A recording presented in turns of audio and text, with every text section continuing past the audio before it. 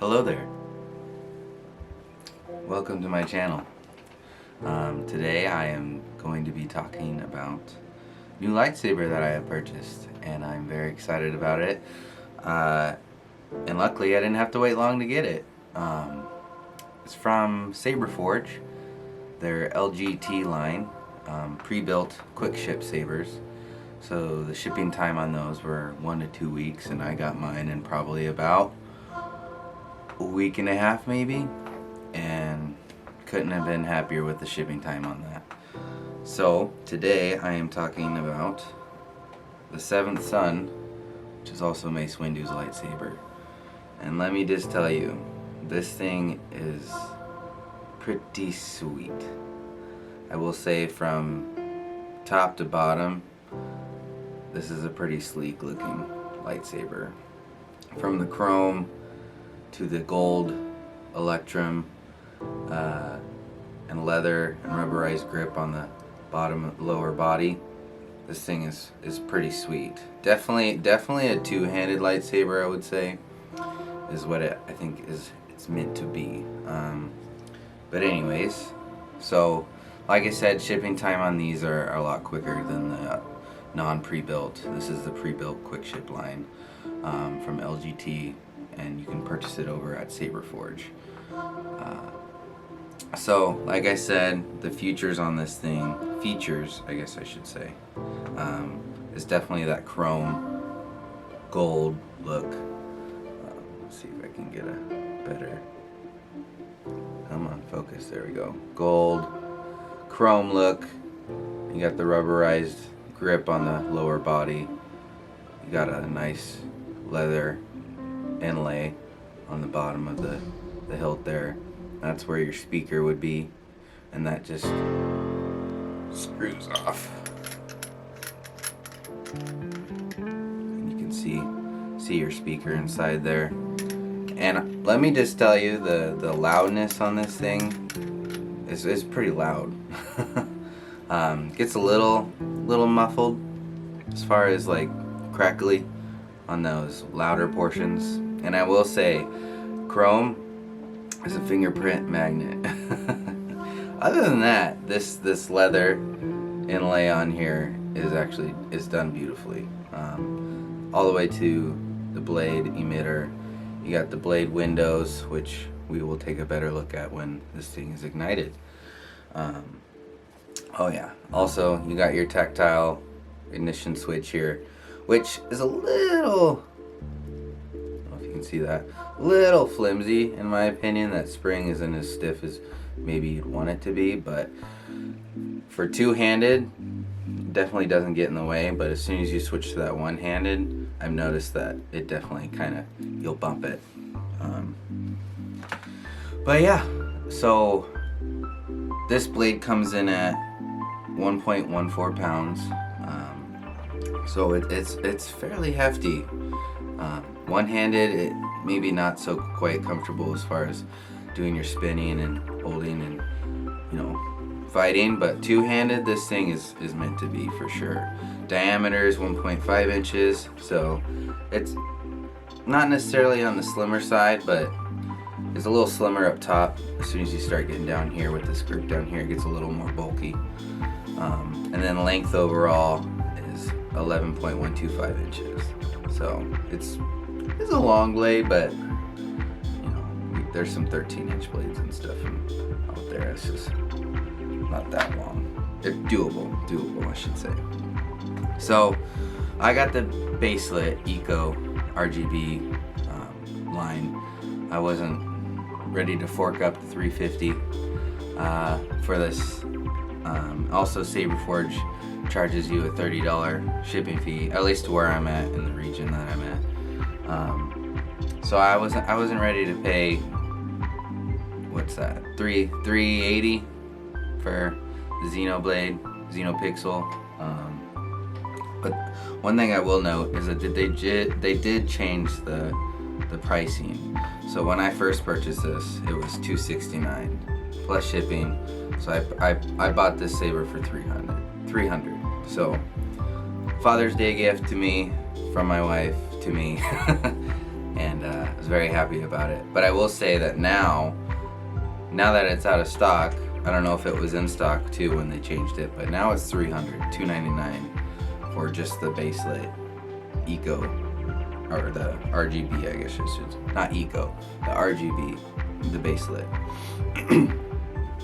Anyways, and then I've noticed that they changed that on a few of the other ones as well that were $269, then they changed it to $299, and then the Xenopixel blades are $350, I believe.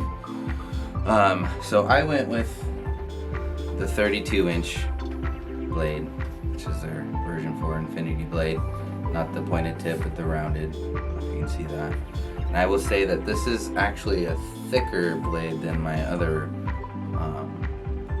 the Eco. That's why I keep saying it, because I keep referencing it in my head. The first saber that I have is an Eco,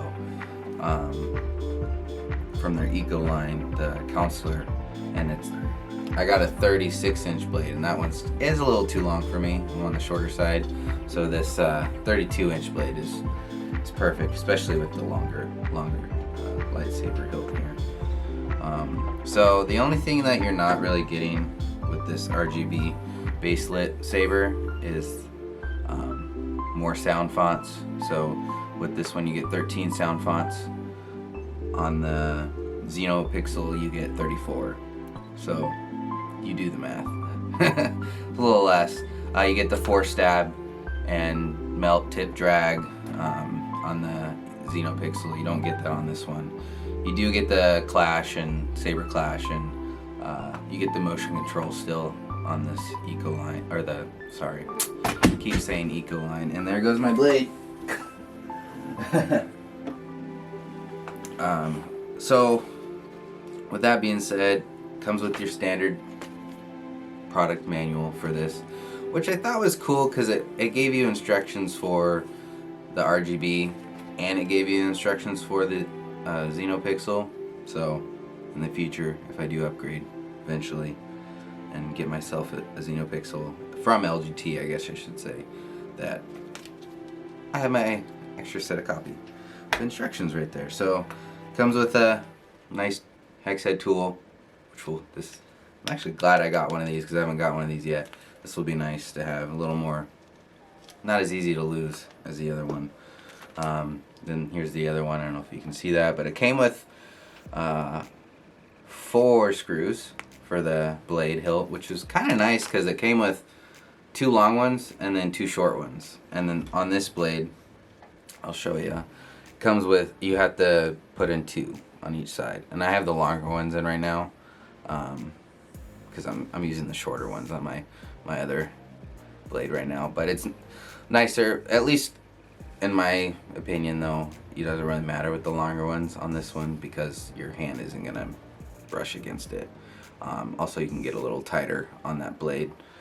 I've noticed that the blade kind of, when you screw in the screws, you have to kind of get an even tightness, or else that blade kind of wobbles a little bit. Then going forward with stuff that it came with, you get your rechargeable battery USB. Luckily, from the other saber that I had already purchased, or had the plug into the wall that I could just plug this into, so no need to worry about that. And standard, just put in your battery and let her charge.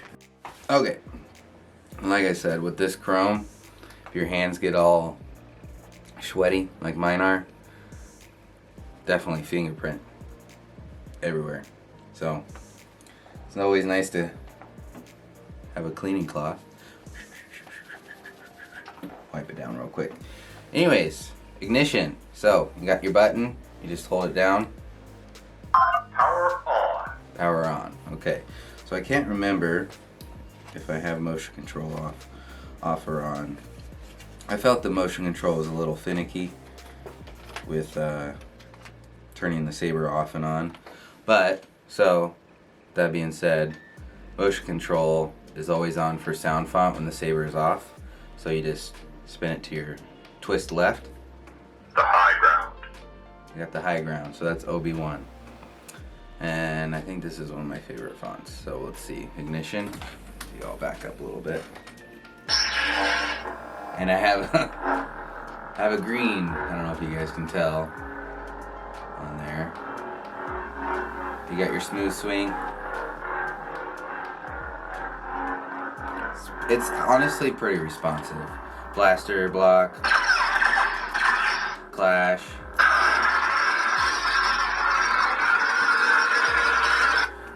And then flash on clash.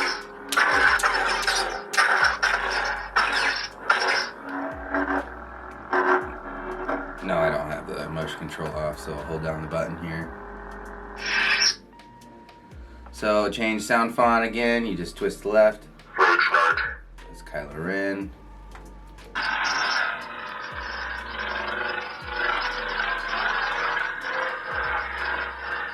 Would have been nice to have as far as when you're holding down the button and it tells you to hold it down for 2 LED blinks. There's no LEDs. So as far as counting is a little, you kind of have to get your timing down as far as when you want to switch to something else, do something else, that sort of thing. So we'll ignite it. There we go, it's changing.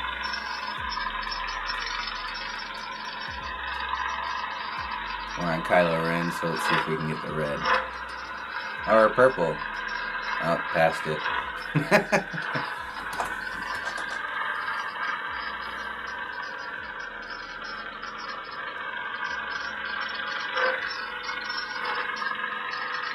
I'm gonna try to see if I can turn off the lights a little better so you can see it. Nice red.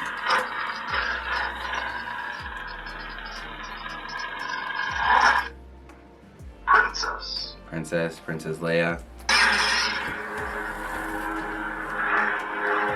Not a lot of room right here. Woo.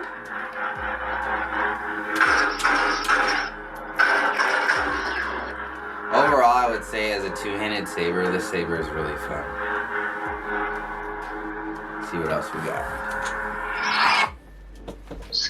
Scavenger, Rey. I would say Rey's ignition, first ignition, that's actually probably one of my favorites. Ignition. See if we can get it with purple. Oh, purple, nice. I don't know if you guys can tell. I don't know if the camera picks it up very well. Oh, there we go. No, Chewie.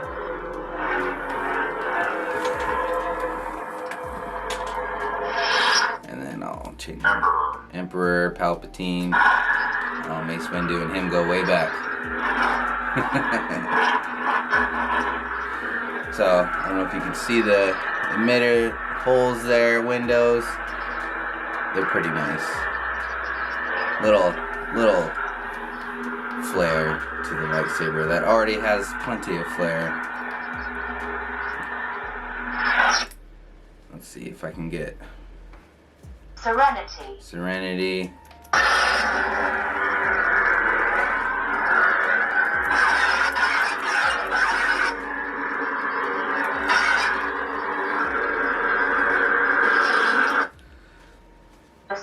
The second sister.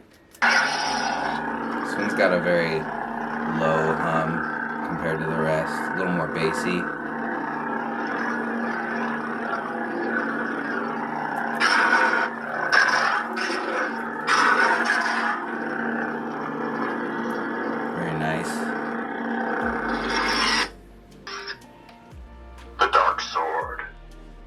Oh yeah, dark saber.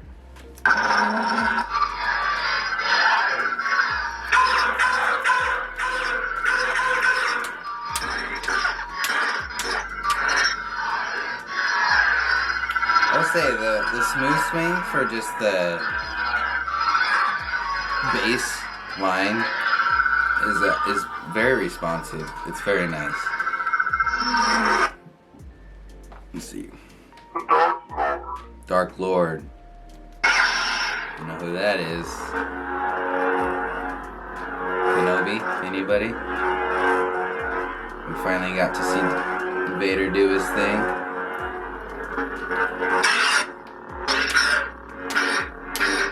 Very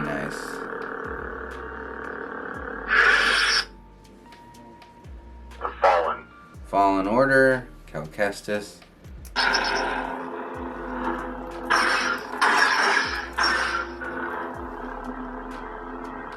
Very nice. The Count. Count Dooku. It's also got a lower hum to it. You can see the purple. Shows up a little better farther away.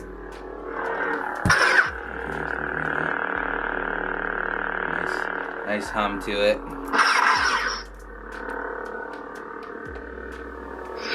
This is where you access battery chassis. You unscrew this bottom lower body here, and you got the board, battery, speaker. Come on.